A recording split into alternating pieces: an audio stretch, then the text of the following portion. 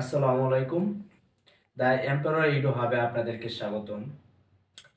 এ দুনিয়ায় কেজিএফ মুভি দেখে নাই এরকম মানুষ খুব কমই আছে, বিশেষ করে ইয়াং জেনারেশনে। এবং কেজিএফ মুভি যদি আপনারা দেখে থাকেন তাহলে দুটো ডায়লগ খুব মানে ভাইবের সাথে ওখানে প্রবাহিত করা হয়েছিল। যে দুইটা ডায়লগ নিয়ে মূলত আমি আলোচনা করব। ডায়লগ দুটো হচ্ছে, powerful people come from powerful places. Same কথাটা একটু ঘুরিয়ে বলেছে, powerful people make powerful places. কথাটার অর্থগুলা কাছাকাছি, কিন্তু এটার বাবার্থ আবার অনেক বড়। তো আমি এছাড়া এই সেন্টেন্সটা নিয়ে আমি গ্রামাটিক্যাল ইরোসগুলো বলবো, এবং এই সেন্টেন্সটা তারা কী বোঝাইতে চাইতেছে বা এই ডায়লগে কী বোঝাইতে চাইতেছিল সেটাও নিয়েও আমি আলোচনা করব। দেখেন, এখানে একটা মোটিভেশনাল একটা বিষয় আছে, এবং কেজিএফ মুভি থেকে যেহেতু নেওয়া, এই জন্য এখানে কেজিএফ লিখলাম। আর এই পিকচারটা আমার একজন বন্ধু পিকচার আঁকতে বা ছবি আঁকতে খুবই সে পছন্দ করে, শৈল্পিক মনে মানুষ, তো সে সেটা আঁকলো এবং বোর্ডে সেটা লাগিয়ে দিল। তার জন্য তাকে ধন্যবাদ, Ashikuzzaman. Powerful people come from powerful places, এটার অর্থ হচ্ছে ক্ষমতাশালী ব্যক্তিরা সর্বদাই ক্ষমতাশীল জায়গা থেকেই আসে। এটা হচ্ছে ইউজুয়াল বা সবসময় প্রচলিত একটা ট্র্যাডিশনাল একটা কথা।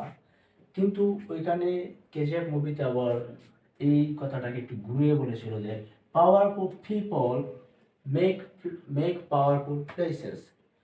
ক্ষমতাশালী ব্যক্তিরাই জায়গাটাকে ক্ষমতাশীল করে ফেলে। দেখুন, যারা গ্রামে বা মফস্বল শহরে বড় হয়ে থাকে তাদের ভিতরে সর্বদা একটা জিনিস কাজ করে, যে আমি তো বড় কোনো ভার্সিটিতে যেতে পারি না, বা ভালো কোনো পরিবেশে নাই, যার কারণে হয়তো বা আমার দ্বারা তো কিছুই হবে না। সেটা এই লাইনের ধরনের এই লাইন তাদের জন্য প্রযোজ্য হয়ে যায়। কিন্তু এটার বিপরীত কথাটা যেটা, powerful people make powerful places, মানে ক্ষমতাশীল ব্যক্তিরা জায়গাটাকে ক্ষমতাশীল করে ফেলে। এটা তাদের মানে আপনি যে জায়গা থেকে আসেন না কেন, আপনি যদি ওই জায়গা থেকে যদি আপনি যদি ক্ষমতাশালী হন, সেটা জ্ঞানে হোক, গুণে হোক, বা যেভাবে হোক, তাহলে আপনার যে জায়গায় থাকবেন সেই জায়গাটাই ক্ষমতাশীল। এটা ছিল এই কথাটার মূল। তো আমি আবার চলে যাব সরাসরি গ্রামাটিক্যাল এক্সপ্লেনেশনে, দেখি কি আসে। দেখেন, পাওয়ারফুল, এখানে এই powerful people come from powerful places, এই সেন্টেন্সটা মূলত একটা সিম্পল সেন্টেন্স। কারণ সিম্পল সেন্টেন্সের যে শর্ত, সেই শর্ত হচ্ছে একটা মাত্র সাবজেক্ট আর একটা মাত্র ফাইনাইট ভার্ব থাকবে, যার কারণে এটা সিম্পল সেন্টেন্স। আর এখানে যে পাওয়ারফুল যে শব্দটা আছে সেটা হচ্ছে অ্যাডজেক্টিভ। বাক্যটা শুরু হয়েছিল পাওয়ারফুল দিয়ে, পাওয়ারফুল শব্দটা অ্যাডজেক্টিভ। আর অ্যাডজেক্টিভ যে অ্যাডজেক্টিভের পরে যে শব্দ থাকবে সেটাই হবে আপনার নাউন অথবা প্রোনাউন। সর্বদা একটা জিনিস মনে রাখবেন, অ্যাডজেক্টিভ নাউন অথবা প্রোনাউন ছাড়া কখনো সে কাজ করতে পারে না। সে বসতে গেলে অ্যাডজেক্টিভ, বসতে গেলে নাউন অথবা প্রোনাউন লাগবে। সেই হিসাবে আমরা এটাকে নাউন ধরতে পারি, নাউন। আর এটা হচ্ছে মূলত একটা কমন নাউন। তো পাওয়ারফুল অ্যাডজেক্টিভ, পিপল হচ্ছে কমন নাউন, আর এটা হচ্ছে ভার্ব। আর এটা ফিনিট হলো এটা ভার্বের বি অন, যেটাকে বলা হয় ভার্বের প্রেজেন্ট ফর্ম। এবং প্রেজেন্ট ইনডিফিনিট টেন্সে কোনো অক্সিলারি ভার্ব বসে না, সরাসরি ওই ভার্বের ফর্ম বসে পড়ে। তো কাম, তাহলে পাওয়ারফুল পিপল কাম ফ্রম, আর এই ফ্রম হচ্ছে আপনার একটা প্রেপোজিশন।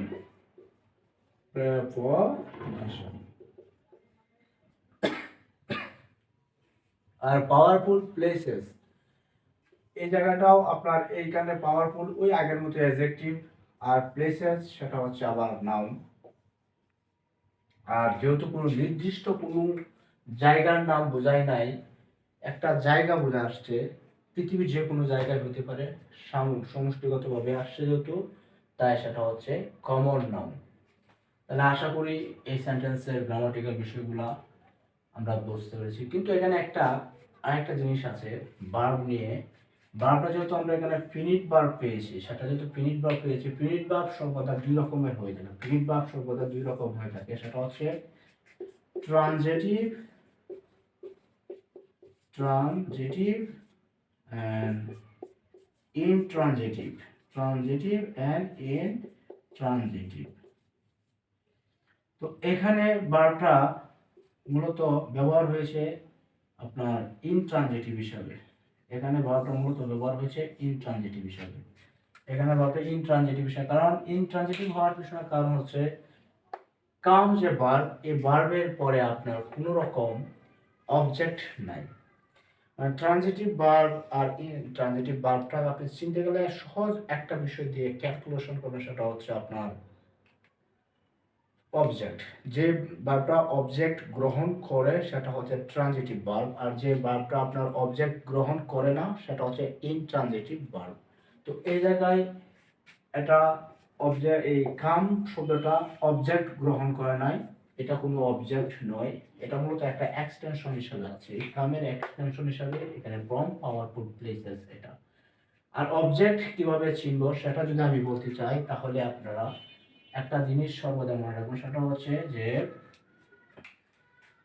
ভার্বকে ভার্বকে কে বা কি দ্বারা প্রশ্ন করলে যে উত্তর পাওয়া যায়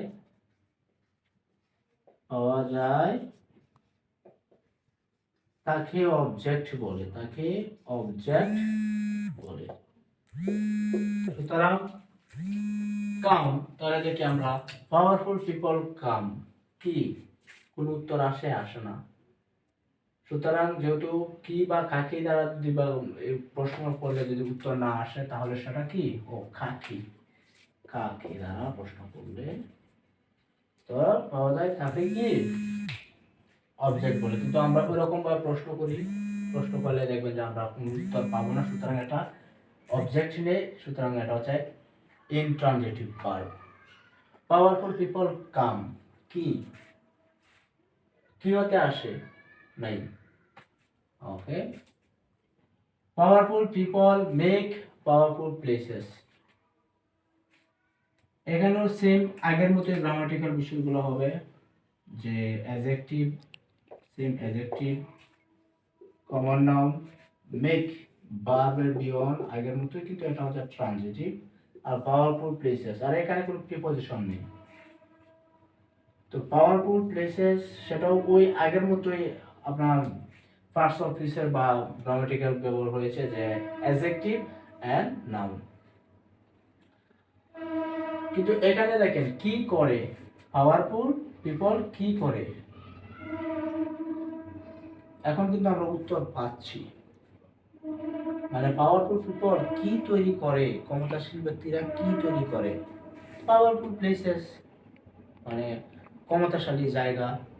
সুতরাং এই ক্ষেত্রে আমি এটাকে বলতে পারি যে ট্রানজিটিভ ভার্ব। এই ক্ষেত্রে আমি এটাকে বলতে পারি ট্রানজিটিভ ভার্ব, ট্রানজিটিভ ভার্ব। তাহলে আমরা ইচ্ছা করলে, যারা ভিডিও দেখতেছেন তারা ইচ্ছা করলে নোট করে রাখতে পারেন যে ফিনিট ভার্ব দু প্রকার, ট্রানজিটিভ এন্ড ইনট্রানজিটিভ। আবার বলছি, ফিনিট ভার্ব দু প্রকার, ট্রানজিটিভ এন্ড ইনট্রানজিটিভ।